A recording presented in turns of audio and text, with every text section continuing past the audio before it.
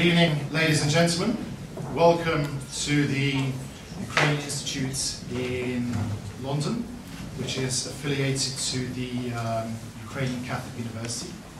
It's a great pleasure seeing you here this evening. Many of you, I see, welcome for the first time in our institute, and we look forward to having you at our future events here in London. It is a great honour and a pleasure this evening to present two highly distinguished speakers. Many of you know them, and many of them maybe don't need introductions. So I've just got a very short introduction on each. Mr. Rory Finnin is a lecturer in Ukrainian Studies and director of the Ukrainian Studies program at the University of Cambridge. His primary research interest is the interplay of literature and national identity in Ukraine. Rory received his PhD in Slavic languages and comparative literature from Columbia University. He is a fellow of Robinson College, Cambridge, and chair of the Cambridge Committee for Russian and East European Studies. And Father Boris Gudziak is rector of the Ukrainian Catholic University. Father Boris was born in Syracuse, New York, and he studied theology in Rome in the circle of Patriarch Joseph Slipin, head of the Ukrainian Catholic Church, who actually the person who acquired this building where we are this evening. And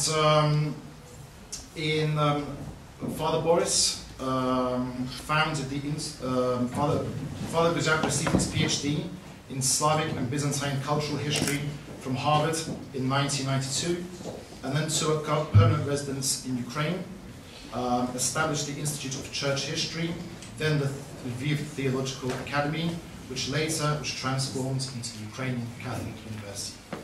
Without further ado, ladies and gentlemen, it's a great honour to present Mr. Rory Finnin.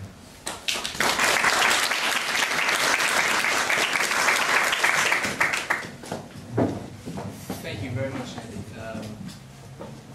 Перш за все, я дуже хотів би сказати українською мовою, дуже швиденько, що це для мене дуже велика честь бути тут сьогодні з вами і особливо відзначити наш зв'язок, наш кембриджський зв'язок з УКУ, роботу якого я дуже ціную і поважаю. Thank you, Andy. I have to say it's a wonderful honor to be here with all of you, and particularly to be here with Father Boris and many distinguished guests. I would also like to point out that this is an evening in celebration of Ukrainian studies, and we have a transatlantic connection, and that is the attendance of Dr. Vitaly Chernetsky, who's president of the the Association for the Advancement of Ukrainian Studies in the U.S. So it's nice to have Dr. Chernetsky here. And I'm very pleased that we can have an international Ukrainian studies community in this very intimate and small room. I have the very happy job of telling you about what we've been doing in Cambridge with respect to Ukrainian studies. It's been a remarkable success. Of course, I'm biased, so I have to prove it to you tonight. I'd like to begin on a light note. And I'd like to show you a map of stereotypes.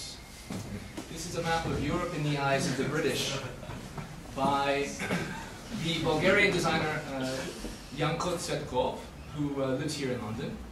He put together a number of these maps of stereotypes, and this is from the British perspective. And I want you to pay attention to how Ukraine and Moldova and Belarus are presented. This is a very perceptive map. Notice that Ukraine here is not given any distinguishing characteristic. There's no independent trait that identifies Ukraine as a specific place in Europe. It's simply an odd country. Belarus is considered not of significance.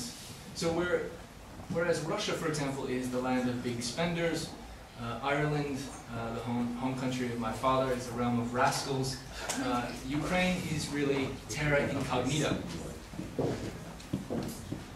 So Cambridge Ukrainian Studies is actively working to change this rather bemusing reality, to prepare a new generation of British leaders, European leaders, who know Ukraine and in fact know it quite well.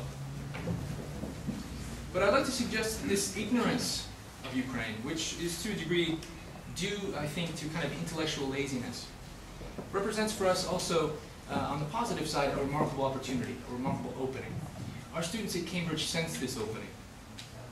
They see that Ukraine is the largest country in Europe, a country that's woefully understudied, and they rush in to fill this gap, this lacuna, with great enthusiasm. They're producing some of the first English language essays on hidden masterpieces in the Ukrainian tradition, essays on the skaz technique of Petro Bulak-Artemovsky, or the connection, for example, of the early films of Alexander Dovzhenko and the visual works of the Boychukisty. So they're doing remarkably good work, and I would say this is really true scholarship. That is a discovery of the new, and a new that's of course been hiding in plain sight for quite some time. This opening also affords us a chance and an opportunity to craft a new narrative for the study of Ukraine, and for Ukrainian studies as a field and as a discipline. And here I'd like to return to Tsvetkov's map for a moment, and to this notion of Ukraine as an odd country. Cambridge Ukrainian Studies has two, perhaps somewhat contradictory philosophical presuppositions. The first one is, it's simple and clear, Ukraine is a normal country. In the words of Yaroslav Retsak, who's of course a moving force behind UKU, Ukraina je normalna kraina. Normalnою країною. This is a critical realization that we don't often make, and it's one that we take very much seriously at Cambridge. There's also a tendency on the part of some to study Ukraine, and we see this often with analysis of the Ukrainian state, in terms of its weaknesses, its abnormalities. There's often reference to the question of its legitimacy as an object of knowledge. There's a tendency to lead in popular and scholarly discourse with the notion that Ukraine is divided as a state and as a country. This is empirically untrue. We tend to read Ukraine as divided when we should be accepting that it's diverse, it's different. We don't need to always see this division. So, Ukraine is not unexpected, it has a history, and as far as Ukrainian language, literature, and culture are concerned, I think Volodymyr Vinnichenko said it best, Bula ye i bude. Ukraine is a normal country, that's point number one. Our second philosophical presupposition in the Cambridge program is this. It is somewhat contradictory to the point I just made. Ukraine is extraordinary. It's a scholar's dream. It really is. Now, of course, I'd say this. I am, after all, a lecturer in Ukrainian studies. My bias is revealed once more. But allow me to try to cast this issue by way of a comparison to the work of our colleagues in the natural sciences, to the work of, let's say, a physicist. And I'll do this with some tongue-in-cheek. Imagine a physicist in 1991 diligently working in, let's say, the Cavendish laboratory in Cambridge University who discovers a particle. And it's the largest particle in a particular system. This particle affects the movement and the trajectory of other particles. It's at the nexus of that system. This is quite a remarkable discovery. And it's made even more remarkable when this physicist discovers that the particle does not cohere in the same way that other particles do in that system. There's not one feature that necessarily holds that particle together. Now imagine another physicist shrugging his shoulders and saying, why study this particle? It's hard to imagine. It wouldn't happen. And I think this example tells us quite a lot about the baggage, intellectual baggage, national baggage we bring to work in the social sciences and humanities. And this is something that I like our students to constantly be interrogating. So, by any measure, Ukraine is extraordinary. It's large, consequential, and bound together not by one language, or one church, or one historical experience. So we at Cambridge approach the study of Ukraine not as a nicety, not as a supplement to something else, but as a critical investigation of a country that can teach Europe very much about itself. A country that will determine to a significant degree the fate of the European project. What grounds our investigation generally is culture. The study of cultural production in Ukraine gives students a deep, comprehensive view into the country, arguably deeper than that of conventional political analysis. I'm sorry if any of you are political scientists. I don't mean any offense. But I do believe that one of the first myths about Ukraine, and this is something I referred to earlier, division in Ukraine, division in the country, is something that we dispel quite quickly when we study Ukrainian culture. Our students begin more or less in the late 18th century, and it's very clear to them that the so-called East, that seems to be always posed against the West, was just as involved in the creation of the modern Ukrainian idea. We see in Kharkiv and Poltava, obviously, the emergence of figures like Gogol, certainly, Kotlarevsky in Poltava, Kvitko Slovianenko, Hula Kartomovsky, Kostomar, etc. So this idea that somehow, in journalistic discourse in particular, the first paragraph of any article needing to say, quote, Ukraine, comma, a country the size of Europe, or excuse me, the size of France, comma, divided between a pro-EU West and a pro-Russian East, is a simple fallacy and a very great reduction, and one I think that is quite dangerous for our understanding of Europe more profoundly. So I think studying culture is a key to quickly getting rid of these assumptions and to see the big picture. And I think we often do miss the big picture with respect to Eastern Europe and to Ukraine more specifically. So I want to talk to you about the kind of particular way we've organized our study of Ukrainian culture at Cambridge. Our undergraduate and postgraduate modules and courses, first and foremost, focus on literature by Ukrainian writers in the Ukrainian language. On Shevchenko, Kulish, both Pantalimon and Mikola, Pidmohilny, Zabushko, among many others. And secondly, we focus on literature by Ukrainian writers in other languages, particularly Russian, on Gogol, on Andrei Kukov in the contemporary moment. The events in our public program, meanwhile, often introduce audiences to literature produced by non-Ukrainian writers, or at least writers that are conventionally considered not Ukrainian, who have a connection to the country but write in other languages.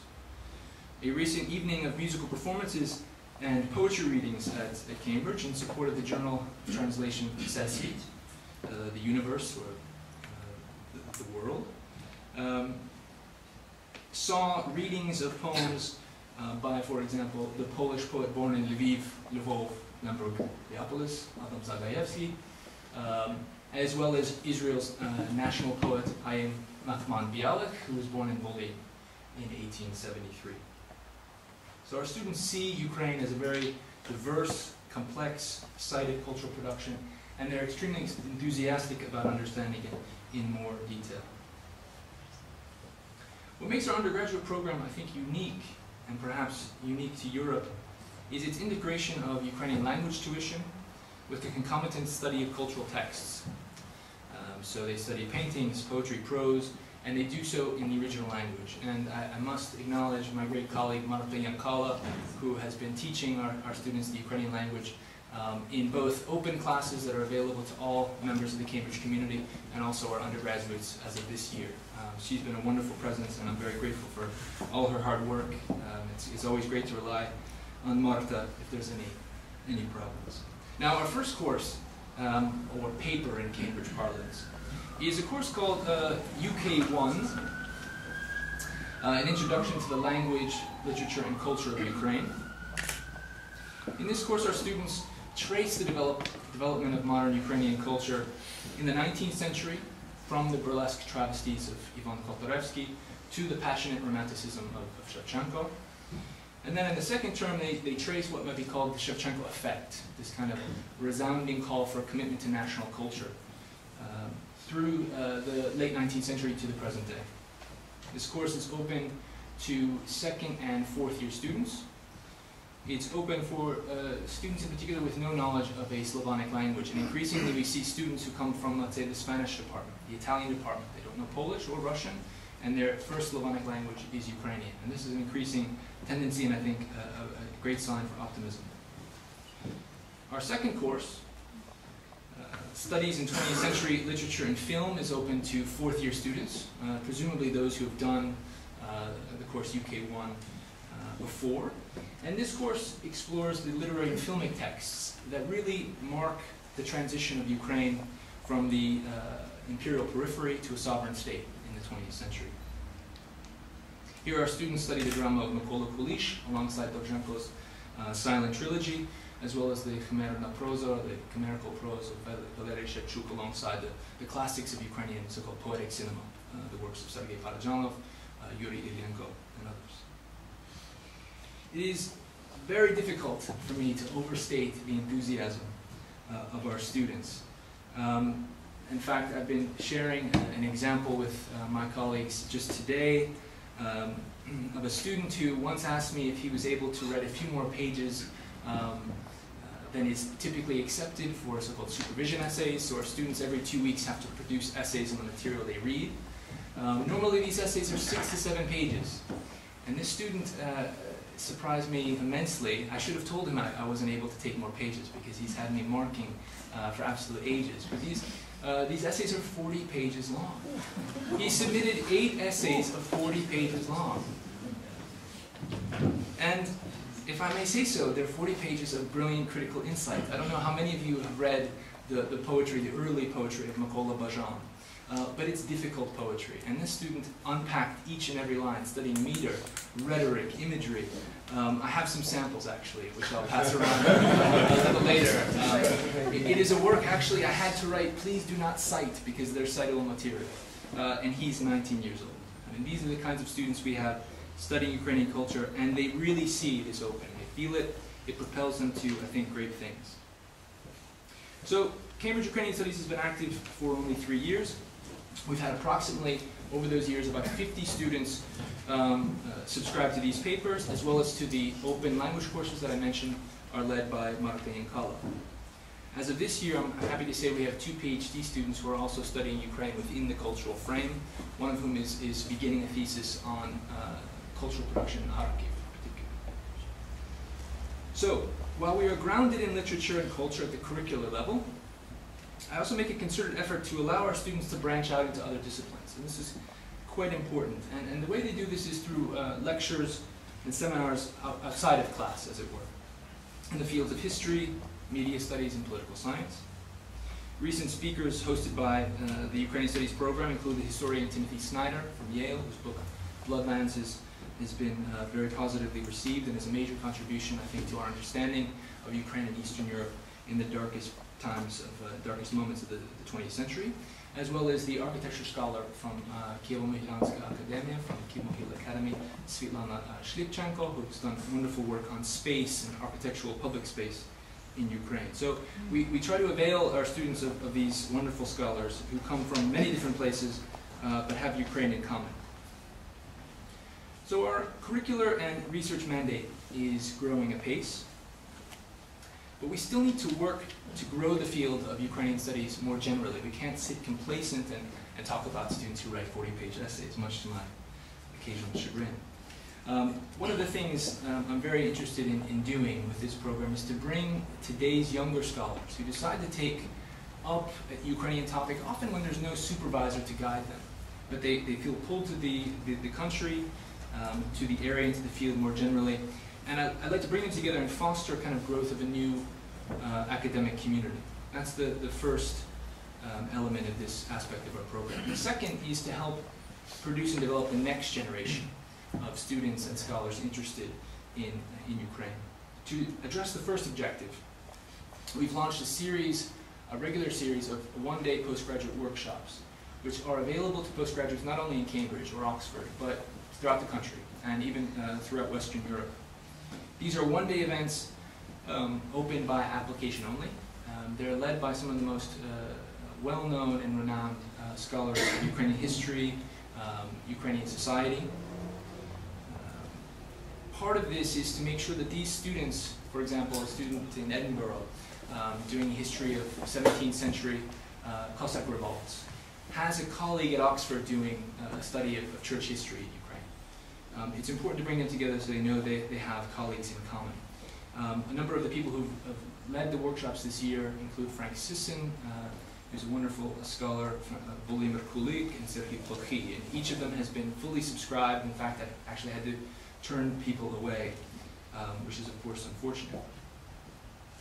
To address the second objective, that is to grow and cultivate a new community of younger students and also other scholars who may be interested in doing topics in Ukrainian studies, we host a popular program of public events, exhibitions, festivals, essentially to enhance public understanding of Ukraine, and in so doing, to show future students and scholars that Ukrainian studies is a very vibrant field. We've exhibited, for example, the visual works, by the way. If our students need any encouragement, we just use Fatiko Taras to go and say a few things in the hallways. Speaking of Shevchenko, we not so long ago hosted an exhibition of his paintings in public spaces.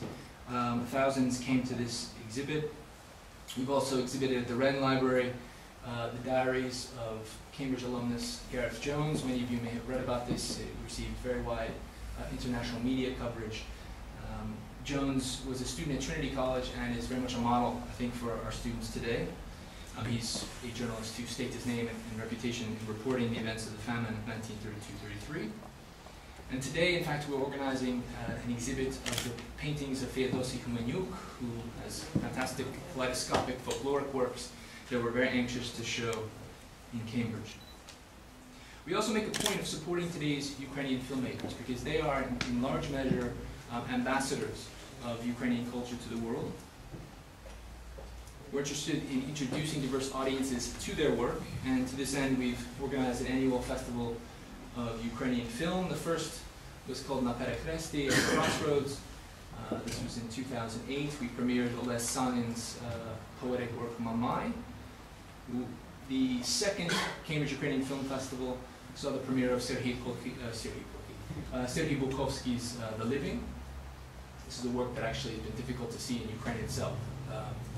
And this most recent festival saw the British premiere of the project and excuse my language, Mudaki Arabeski, or Jerks Arabesques. So as you see, Cambridge is committed to advancing the study of this normal yet extraordinary country in countless ways, through directed academic work, through public education. And in this regard, we've sought to shape a new narrative for Ukrainian studies, and we've seen in turn a remarkably enthusiastic and positive response from all sides.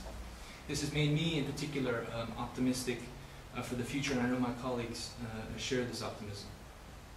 We're very eager to grow the program in years ahead, to push the boundaries of what we can do with this topic.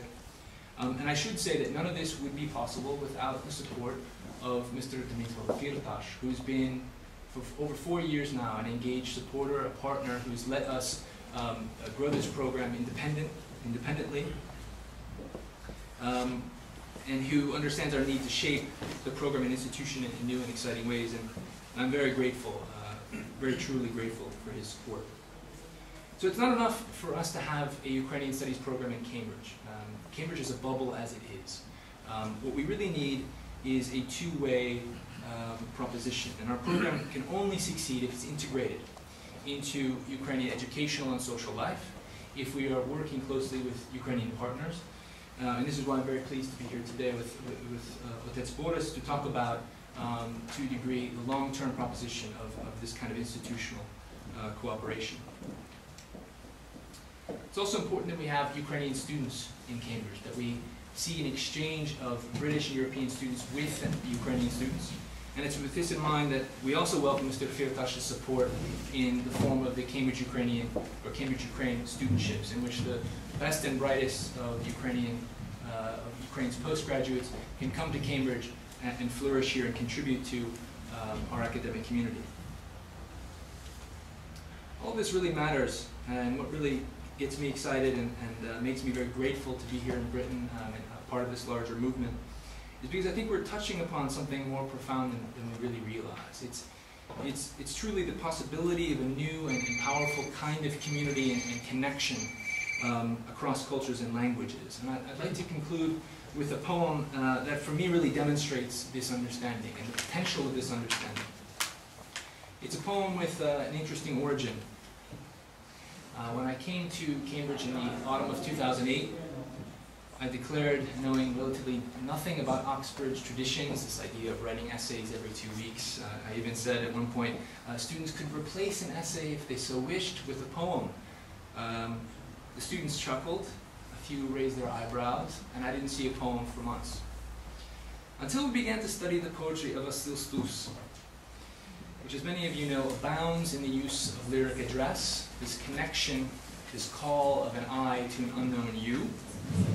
Stus's poetry, Stus, who's almost too well known for perishing in the Gulag in 1985, and the quality of his poetry is often forgotten. He's a remarkable poet, but his poetry is often very searching. highly introspective. It can be almost disturbing to read how intimate his poetry is.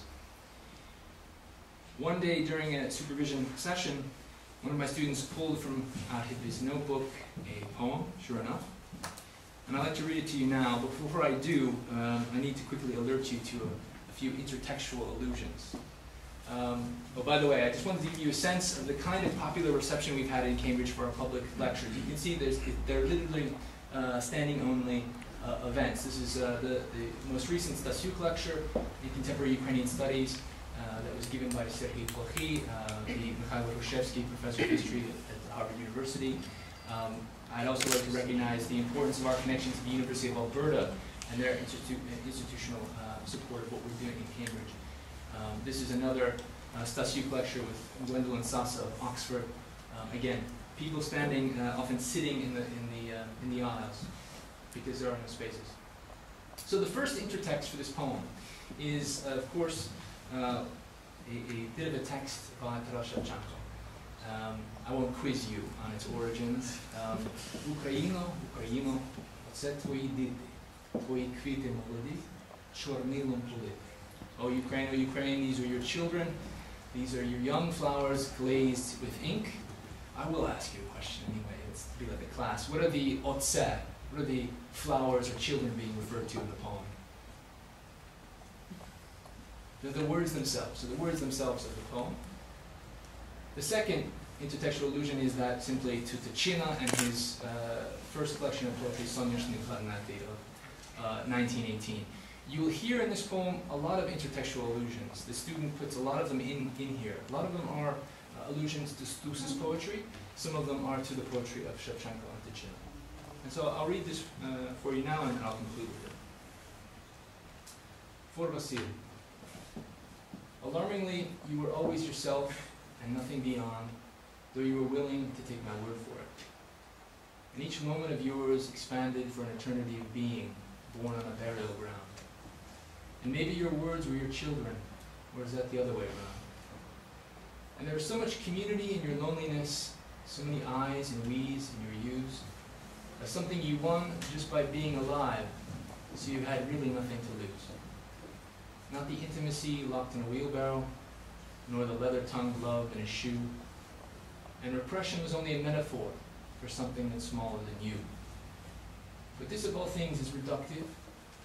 The inexpressible can't be expressed, but it can be laughed with and laughed at, not written in scars on your chest. So take this, my friendly epistle, my son clarinet without name. In some ways, there's just no comparison. In others, it's exactly the same.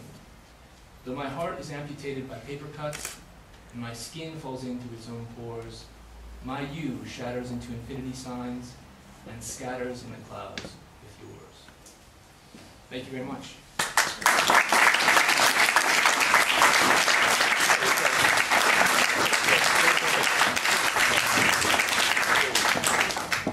Thank you, Rory. I think the work you're doing in Cambridge is absolutely tremendous.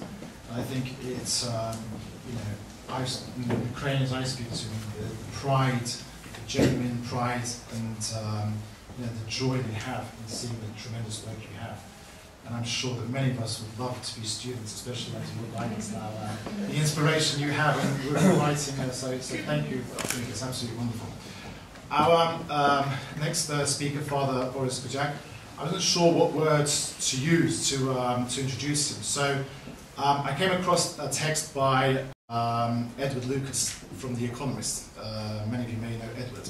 And this is a blog. He wrote part of a blog. And I'll just, very briefly, I'll read it. This is Edward's words. In the evening, it is time to visit an old friend, Boris Gudziak, the inspirational rector of the Ukrainian Catholic University. In the early stages of the Second World War, the Soviet occupiers of Western Ukraine murdered the university staff and sent the students to the Gulag. Father Boris, a Harvard-educated American Ukrainian, has refounded it, with spectacular results. Run on a shoestring, it has educated thousands of students in theology, philosophy, classics, and other subjects. It has just launched an MBA. But it is not just an academic powerhouse. Part of its mission is to provide a loving life for mentally handicapped people. Like many ex-communist countries, Ukraine too often adheres to the shameful standards of the Soviet Union in dealing with such matters. Father Boris is raising money for a grand building to house a community of mentally handicapped people. That teaches the students something even more valuable than what they learn in the classroom. Ladies and gentlemen, great honour to introduce Father Boris Gudziak.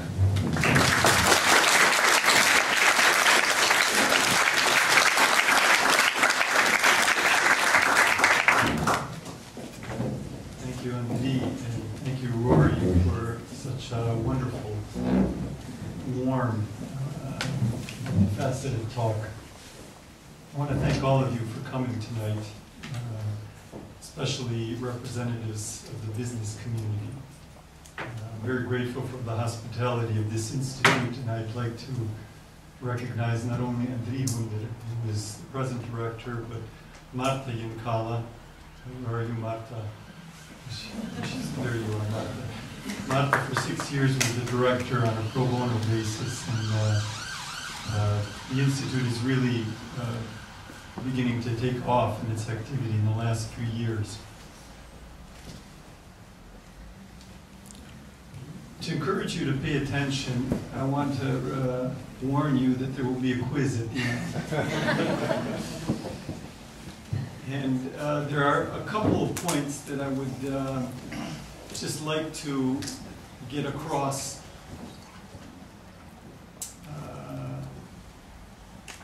Basic conclusions. Why this talk? Why this combination, Rory and I, Cambridge and UKU? Why the title, Ukrainian Studies Abroad? What's the importance of these things, especially for an audience that is largely composed of business leaders who attended and participated in the economic summit here in the past few days? What relation does this have to the life of Ukrainian business? Let us walk through a number of phases of the development of Ukrainian studies and the role played by Institution of Ukrainian Studies, which the Cambridge program in the international context is one of the youngest. In modern times, much of the dialectic or the modality of Ukrainian studies was to be or not to be. In the 19th century, both in the Austrian Empire, which included Western Ukrainian lands, and in the Russian Empire, which included Central and Eastern Ukrainian lands, free Ukrainian studies were not possible. In Austria, schooling was, throughout much of the 19th century, for the Ukrainian population, allowed only in Polish. In 1863, the Minister of the Interior of the Russian Empire declared, unlike, who did you say was? Vinnichenko. He's quite the opposite. Mr. Valuyev said there never was, is no, and cannot be a Ukrainian language. And Alexander II, the Tsar, in 1975, outlawed any publication of Ukrainian, even musical scores, even folkloric publications. With the result that modern Ukrainian studies often actually could develop and develop freely only outside of Ukraine. It would take a whole seminar equal to the economic summit in length to describe this in greater detail. But much of the impetus for Ukrainian studies occurred through institutions outside of Ukraine. The Ukrainian Free University, which in 1921 was established in Vienna and quickly moved to Prague, and functioned there until World War II, was a very important place where Ukrainian students in Ukrainian could study, and Ukrainian studies could develop. This university, after the war, moved to Munich, and it still exists as a significant Ukrainian studies center. Various societies which were created in Ukraine but found opposition or repression, like the Shevchenko Scientific Society, established in view in the 1870s, or the Ukrainian Academy of Sciences, which was established in the 20s but then repressed, then created but recreated or continued in very strict ideological kind of strictures in Ukraine. These societies were transplanted to New York, to Paris, to Toronto, and fostered the next stage of Ukrainian studies development in the international community, which took the form of insertion of Ukrainian studies into the universities that existed in different countries. In North America, the most prominent centers were at Harvard University, where an institute was established in 1973. That institute was established through the generosity of 13,000 donors. Harvard University never saw anything like that. Usually there was a benefactor who created an endowment, a gift. Here, 13,000 people with the widow's mite built an endowment which, before the crisis, reached $70 million. And Harvard today is a preeminent center for Ukrainian studies with a number of chairs, a rich publication program. An analogous center was established at the University of Alberta, the Canadian Institute of Ukrainian Studies, which, along with the Gudziak Center, was funded by Canadian business entrepreneurs whose funds were matched by the government. And the leading personality here that may be known today also in Ukraine is the deceased Peter Gudziak. But also there, thousands of people contributed, and now there is an endowment of 20 million supporting the Canadian Institute of Ukrainian Studies in Edmonton. There's an important program in Toronto, which recently has been re-endowed, guaranteeing it perpetuity. In the 1990s, these centers that I've mentioned, the associations that I've mentioned, but many other smaller places which I have, for lack of time, no opportunity to mention. In the 1990s, these institutions were able to share insight and style with the Ukrainian academic establishment in Ukraine. And as all of us know, perspective and kind of an alternative view is so important for creativity and for a critical vision. It's one thing if you live in a culture, in a context, in a system, and do your work. It's another thing if you have the opportunity to step out and look at yourself, at your assignments, at your conundrums and problems from another perspective. The history has not been written because this process is still occurring. What Ukrainian Studies internationally did for Ukrainian studies as they were reviving in freedom in the 1990s is cannot be overestimated. But today we are moving from a position of to be or not to be to a new stage of development of Ukrainian studies. Ukrainian studies are here to stay. The kind of map that Rory showed today draws chuckles. Why chuckles? Because we don't have in the Ukrainian community no longer the extreme anxiety that generates anger in the same way that it did in the past. We shouldn't rest on our laurels, and our freedoms need to be defended and fostered. But we need to move from a position of fear to a position of creative endeavor. It's no longer to be or not to be, but how well can we be? How rich, how diverse can we be? And this is where this impetus from Ukrainian studies abroad, from programs like the Cambridge program endowed by Mr. Firtash, have a new importance for Ukraine.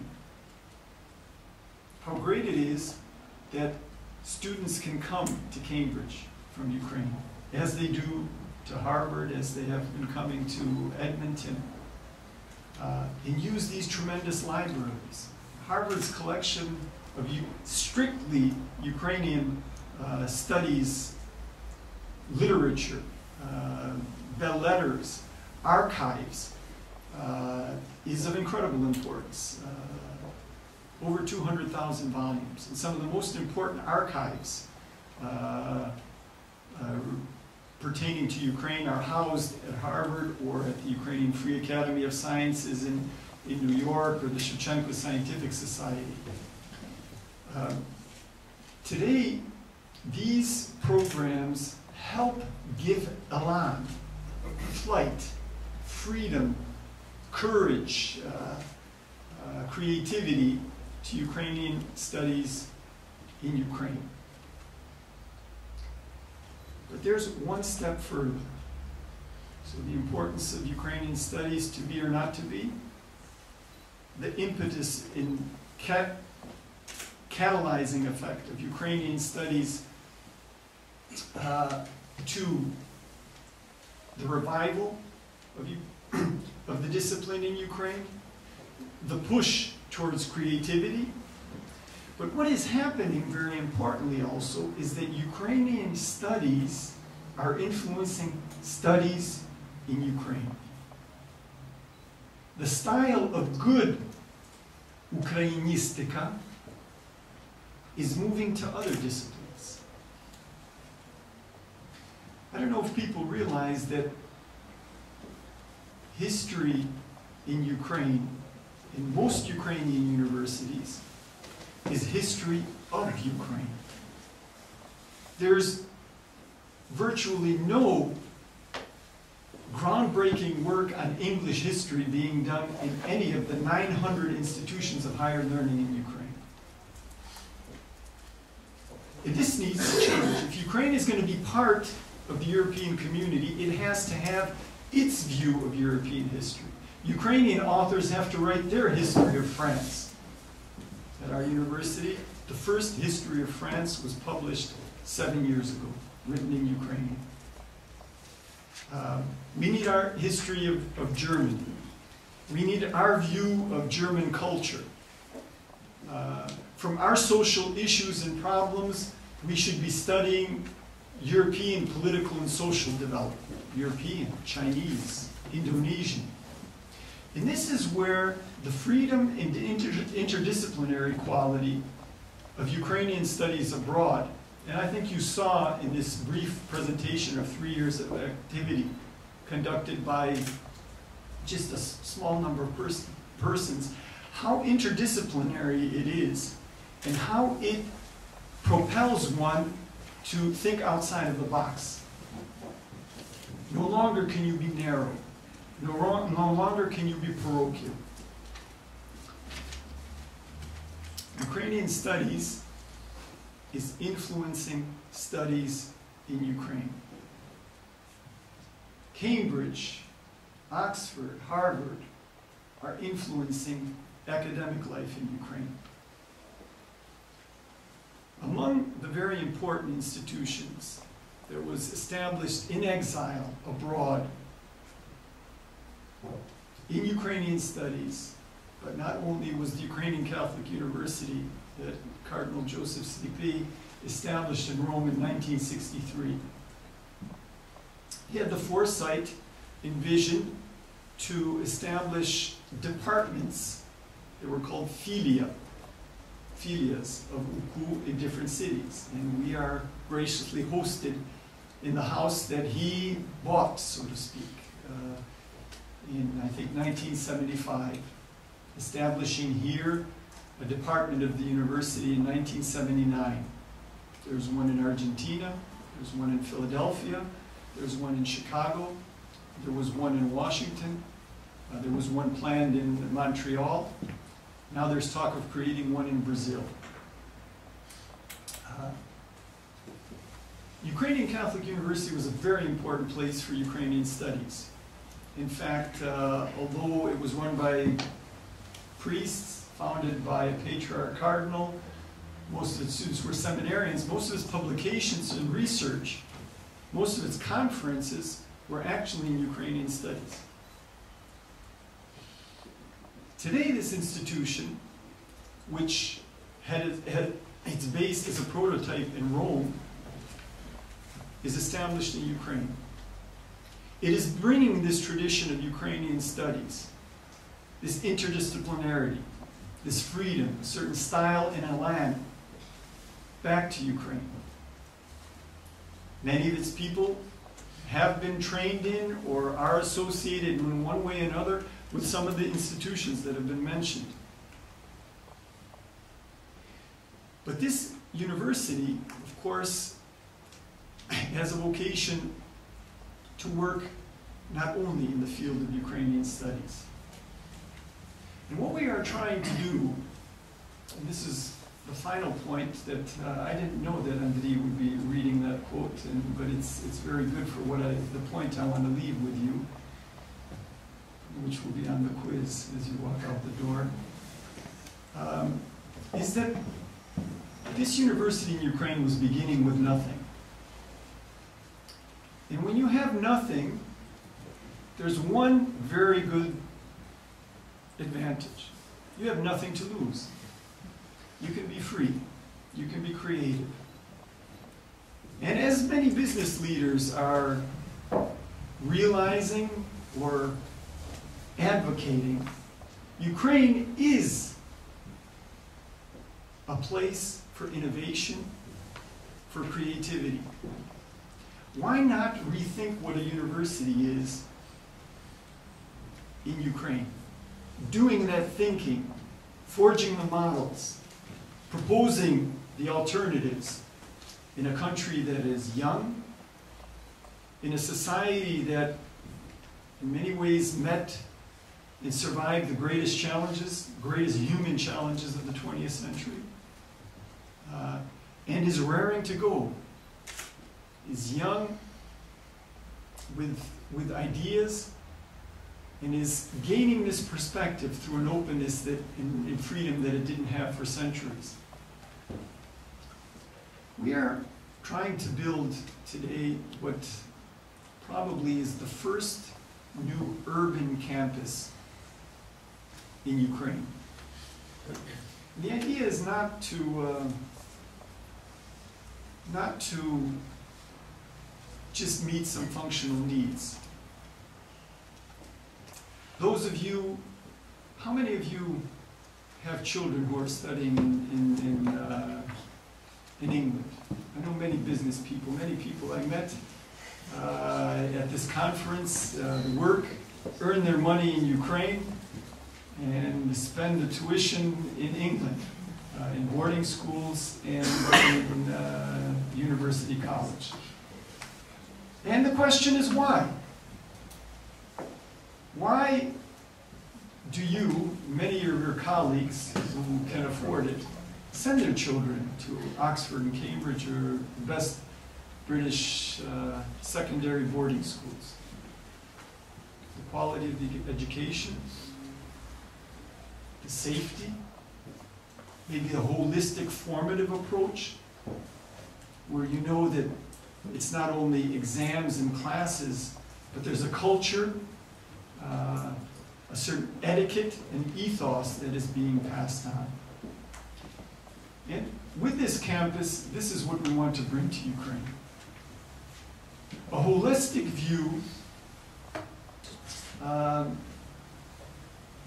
towards the human person, which of course has the interdisciplinary educational component, which is open to the world, which looks at the world without some complexes of inferiority.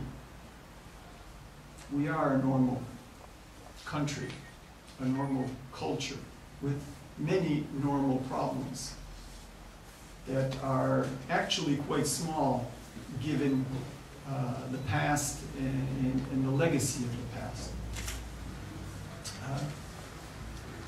In this university, there will be this college residence, which you see on the corner. It is located next to Strisky Park, those of you who know Lviv. It's a 50-hectare park. Kind of much of it is English garden style. Some of it is formal. The most beautiful park and the best developed land for development. You can see the site where it's marked.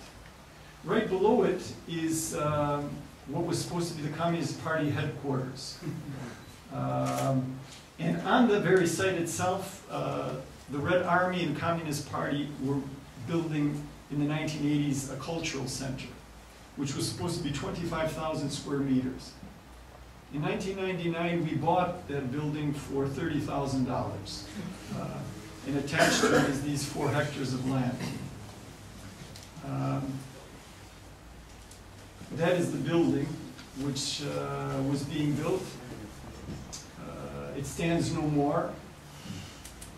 Right across the street from this doesn't have.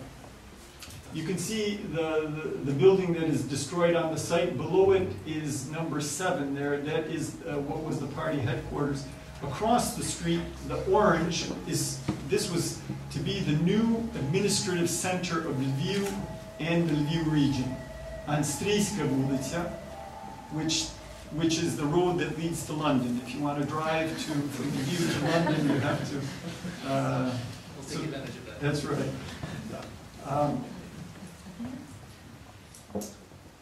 On this site, we've made a site plan which highlights community. If you look, you can see courtyards. The back of the property, towards the right, is the residential area, the college residences. In the center is the academic area. In this university, which has a clear identity, we'll be speaking through this, to the city and society through a museum, which is at the top under the wooden church, a conference center, which Lviv does not have. And we hope you hold an economic summit at this conference center pretty soon. And a hotel. In 2001, looking to the future, John Paul II blessed this piece of property, on which we built a Church of the Martyrs 3 years ago.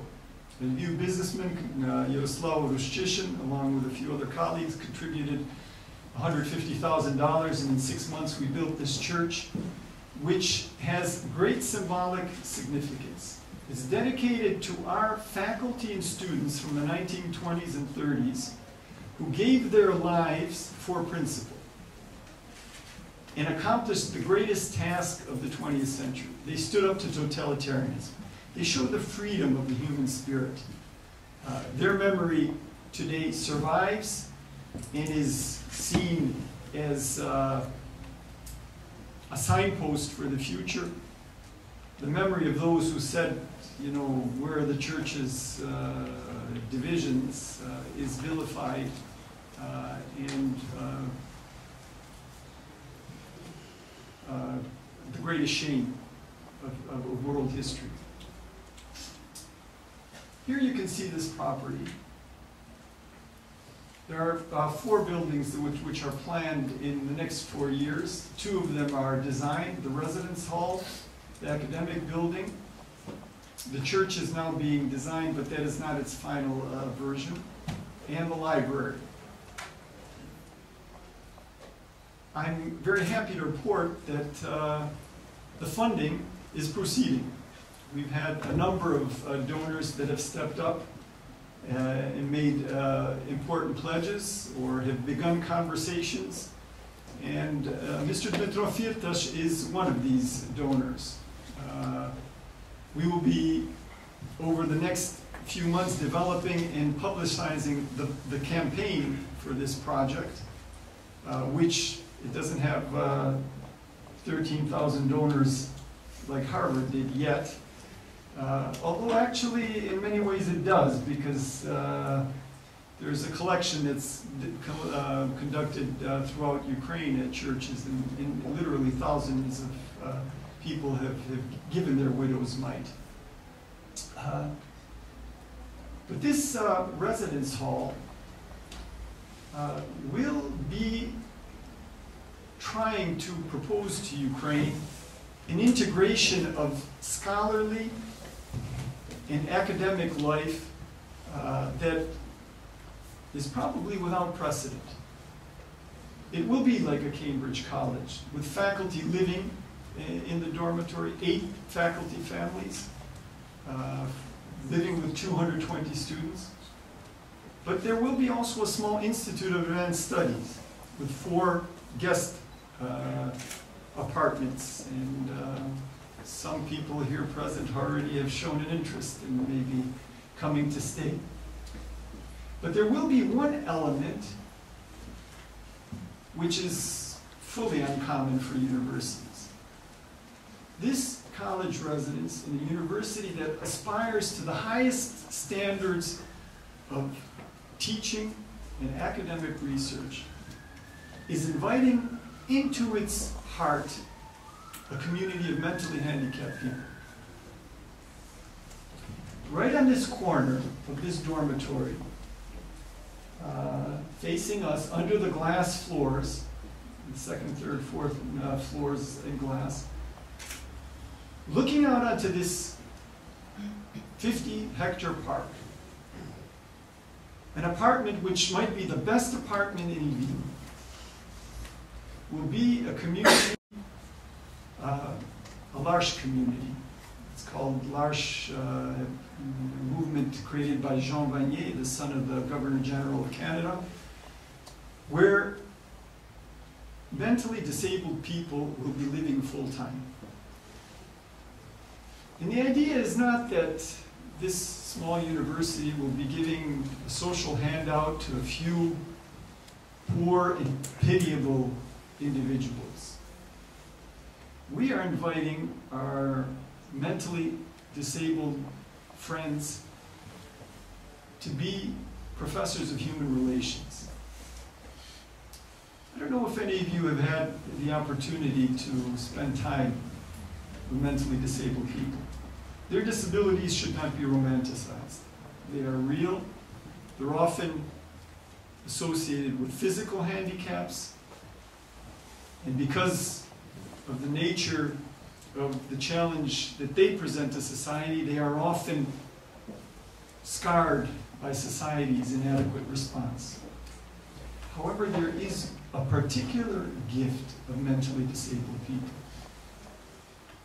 They generally do not know how to put on a mask. They have no facades.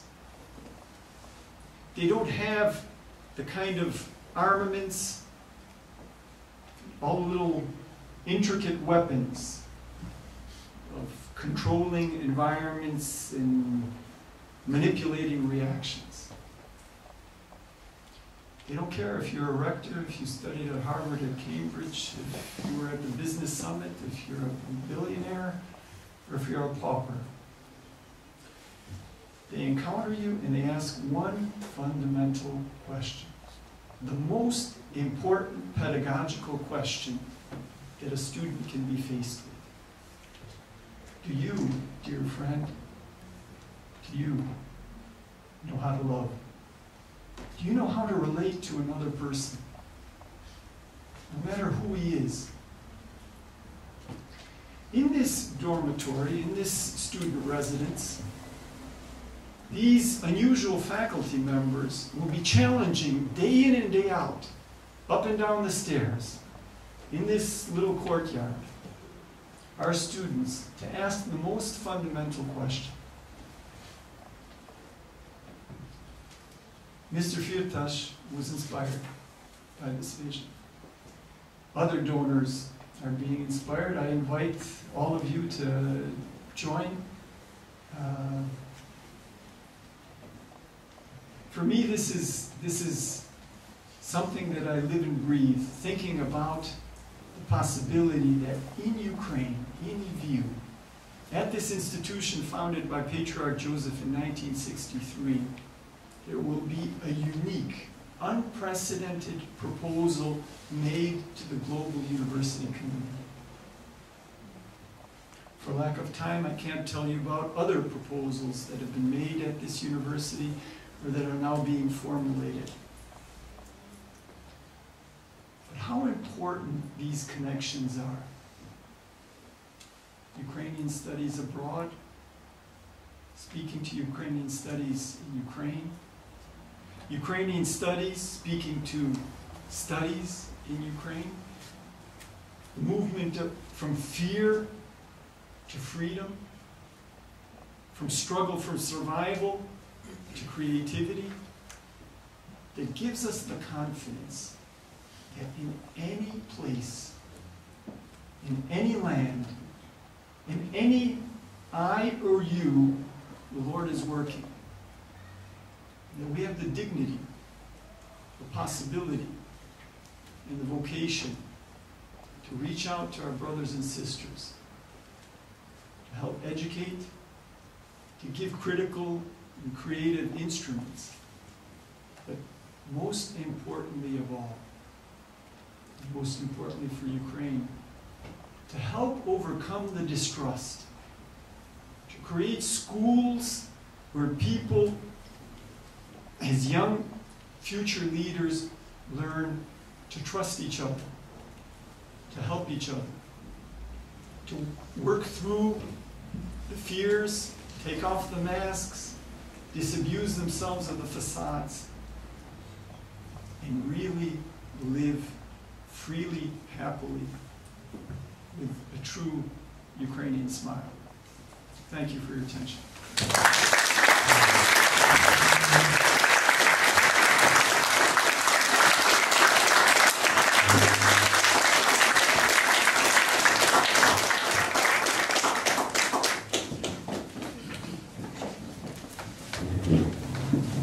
Thank you, Father Boris, for an absolutely amazing talk. Some inspirational passion, the amazing works that you're doing is exceptionally uplifting. And ladies and gentlemen, now I would like to open the floor to questions and answers. Both to, we've had two absolutely tremendous speakers today. Rory, about the great work that's being done here in Cambridge, in the UK, and the great work that Father Boris and the team are doing in Lviv. So if anybody has any questions, please introduce yourselves and say the question, please. Go ahead. Thank you, Andy. My name is Conal Campbell. I'm moving to Ukraine in July to work for a company and to begin PhD studies at Kiev Mohila Academy. Thank you all very much for your presentations. They were very interesting, and to Father Boris for the inspirational work that he's doing with mentally disabled people. My question to both of you is, first to Rory, in terms of what is Cambridge doing? Obviously, you're developing a very impressive relationship with UKU, and what is being done to integrate yourselves with other universities in Ukraine? And my question to Father Boris, what plans does UKU have to become involved with other universities in the United Kingdom and Europe and the world in general? Thank you. First of all, Colin, thanks for your question. We're actively working with a number of universities in Ukraine. About 2 years ago, colleagues from Chernivtsi, Yuri Fitkovich University in Chernivtsi came and visited. A delegation came to Cambridge to talk about potential avenues for cooperation, conferences in particular about the culture of Bukovina, which is, as you know, very rich and diverse. It's something that I'm very personally quite intrigued by, and having institutional connections with them was quite important. So we're still in discussions on the academic side of things. We also have a very nice working relationship with Mohilanka, with the Kyiv Mohila Academy. In fact, a number of our students have been taking their year abroad in Kyiv with them. And so, as our students during the holidays and in the summertime spend time in Ukraine, they will be most certainly participating in the fantastic summer program that the UKU organizes and coordinates. So I should mention that it's important for us at Cambridge to have a diverse regional perspective as well. I think occasionally we've looked at working with, let's say, one university and sticking to that. I think it's important for us to cultivate connections with universities in Donetsk, for example, Luhansk, Simferopol, and others as well, and that's something I'm very committed to. In terms of our relationship with other universities, those who closely followed the developments in higher education, we stand so I can connect with some of the people in the back and keep you from sleeping. One of the greatest issues in Ukraine, and I think business people can maybe relate to this, is the shackling of human creativity. Higher education in Ukraine is largely like McDonald's, maybe with its benefits, but definitely with its weaknesses. In McDonald's, no matter where you go, the hamburger is the same. Fries are uniquely McDonald's all over the place. If you're studying history and you're a second-year student, it's Tuesday of the third week in the second semester, it doesn't really matter whether you're in Odessa or Kharkiv or somewhere else.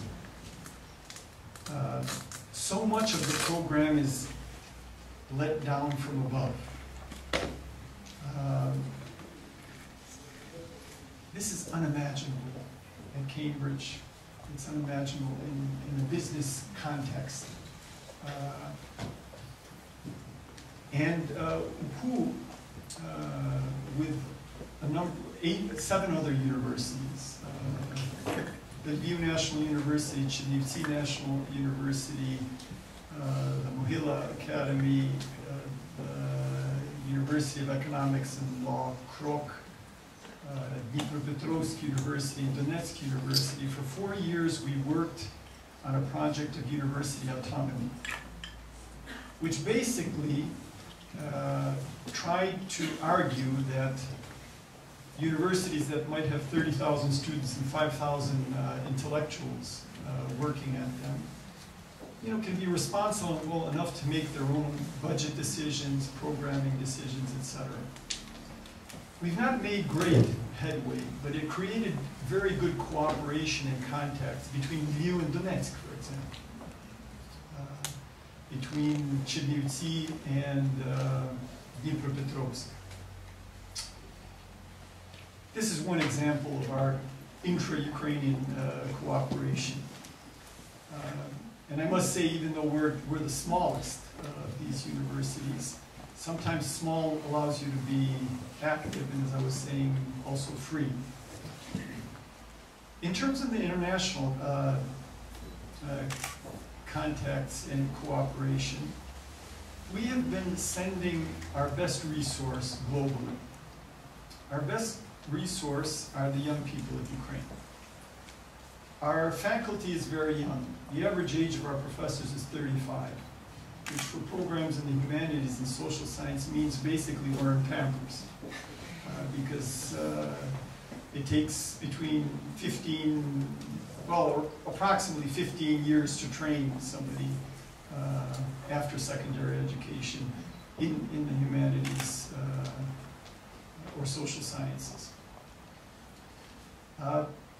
So we haven't been able to send faculty abroad, but we receive faculty from all continents. And we send these very talented young people who have mind-boggling dedication and attachment to Ukraine. We've had thousands of students, as was mentioned, 1,000 graduates. Out of those 1,000 graduates, 700 participated in summer internships abroad beginning in 1994. Out of those 700, only one student did not return. Anybody that knows demographics, the history of tourism, pilgrimages, summer internships, business programs abroad, knows that the attrition rate was often 30, 40, sometimes 80% in the mid-90s, late 90s. Only 1 out of 700 people did not return in 17 years. Our students are finishing programs in various countries. One finish that we'll be celebrating shortly. Maybe a person that people here know, Roman Zavisky, who received diploma number 1. He was the best student of the first graduating class in '99. He went to Greyfriars at Oxford to write a doctorate in Trinitarian theology, one of the most difficult fields in theology. His defense has been delayed in the last few weeks because one of his readers had a commitment. The Archbishop of Canterbury had to marry the prince. But Rowan Williams said, I want to be at the defense of this young man. I'm familiar with the thesis that he's developing, and I will be his reader, if you let me. Those are the kind of young people, and those are the kind of international connections that are being developed. I should probably add that Oxford is how old? 800 years old? Something like that? In 2004, Roman Zavisky, after 800 years of Oxford history, created the Oxford Ukrainian Society. This is the kind of fruits that a good education, a sense of personal dignity, a service culture will provide. Yes, Morgan, please. I'm Morgan Williams from the U.S. Ukraine Business Council in Wall Street. Tell us something about the Lviv School of Business and your plans for the Lviv School of Business and how that fits into your overall thought.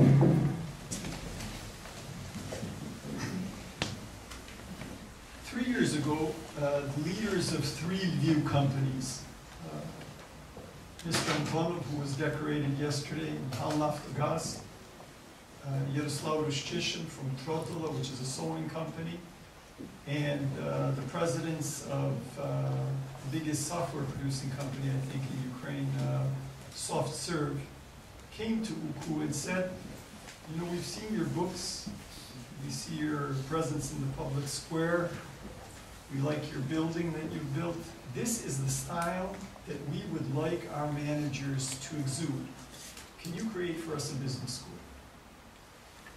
And after half a year of negotiations, the Lviv Business School of the Ukrainian Catholic University was created. It has an executive MBA program with a small number of students. We still have a lot to learn from some of the big business schools, like the one Mr. Shedemeta founded at Kyiv Mohila. But besides the MBA program, there's seminars for corporate seminars that are organized. And very importantly, Mr. Williams, this is something that you have great merit in. The business school creates community.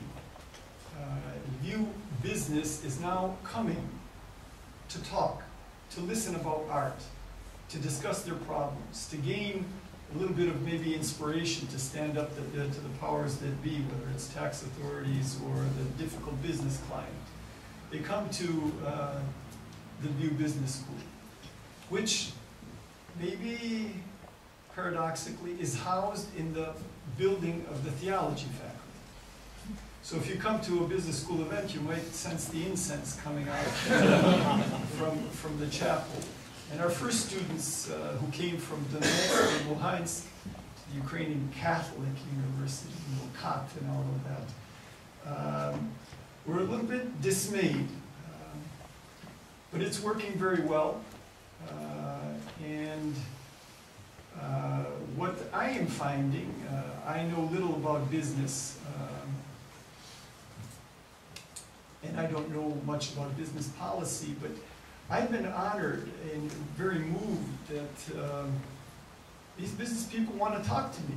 And we talk about life, we talk about fundamental virtues and values, and how this is important for the business community.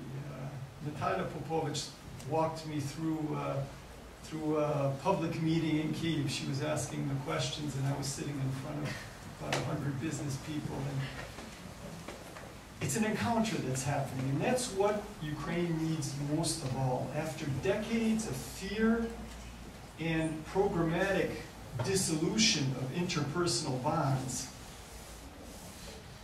we need spaces, contexts, communities that create conversation. All of you, many of you, I think, know who Pavlik Morozov was. Who can tell me who Pavlik Morozov was? Who is Pavlik Morozov? You promised the quiz at the top. Irina, tell me who Pavlik Morozov was. Pavlik Morozov was a boy who reported his father to authorities, to KGB. And his father was punished, and Pavlik Morozov was a hero. He was promoted to the status of equal children, like Pavlik Morozov, and the Soviet Union will become a better society. So if your parents do wrong, report them to authorities and let them die. that's right. Every city in the Soviet Union had Pavlik Morozov Street. There was a street named after Pavlik Morozov. The virtue was that your relationship, your sonship to your life-giving father needs to be put below ideology.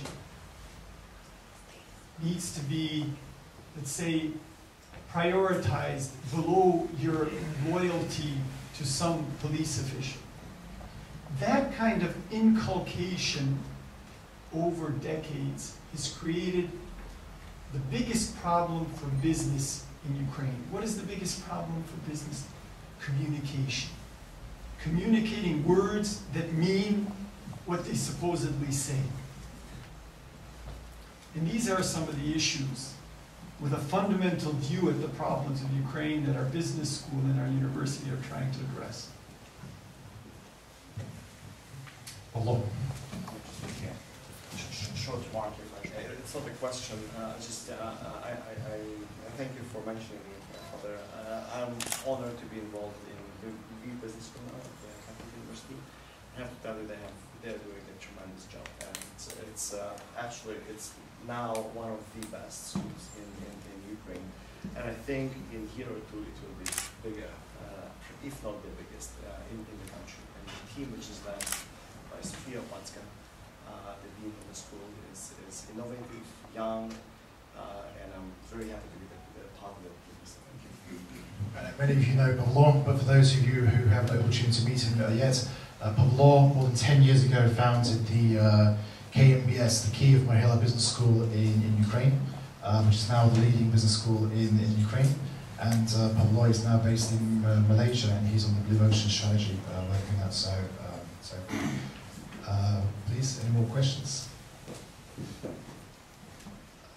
If there's no more questions, please, yes. Hi, Yelena Serentsavich, I'm with the U.S. Embassy. Just a quick question in terms of, you've spoken about the relationships with Western universities, etc. I'm curious to hear about international students, perhaps, at EBU, at a school. Do you have students coming in from other areas of the former Soviet Union, and more widely? We have full-time students from Belarus, Russia, Poland, Georgia, Armenia, Argentina, and Brazil.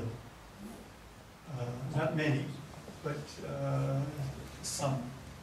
We've had students that come for a year for different countries, and now, beginning last academic year, we have a special study abroad program which is run in English, which is actually with some of the approaches of the Oxford system, which can be tutored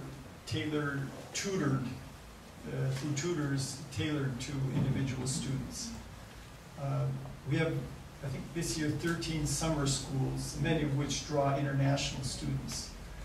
So Japanese who want to learn Ukrainian, or retired Dutch people who want to learn iconography. So the international component is developing, and it's all available on our website. Any questions? If there's no more questions, then on behalf of the Ukrainian Institute in London, I would like to express our sincere gratitude from the whole of the audience to absolutely amazing speakers. I think the inspiration and the passion and the leadership that both of you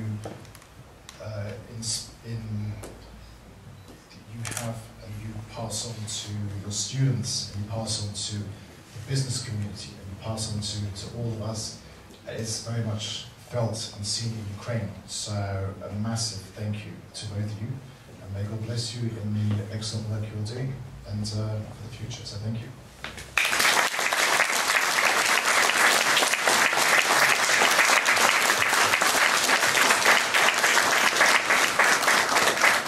So, ladies and gentlemen, we invite you all to the library where we can continue. Father Boris and Rory will be here to continue, and for a glass of wine, so please do join us. Thank you all very much.